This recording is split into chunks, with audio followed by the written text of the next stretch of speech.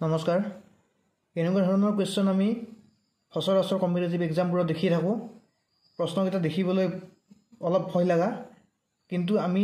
এনেকুৱা ধৰণৰ কোৱেশ্চন 1 সেকেন্ডৰ ভিতৰতে আমি এনেকুৱা ধৰণৰ কোৱেশ্চন সলভ কৰিব পাৰোঁ যদি ৰুট ওভাৰ থাকে আৰু গোটেইকেইটা পূৰণ হৈ থাকে আৰু সেই ৰুট ওভাৰ সিৰিজটো যদি ইনফিনিটিলৈকে থাকে তেনেহলে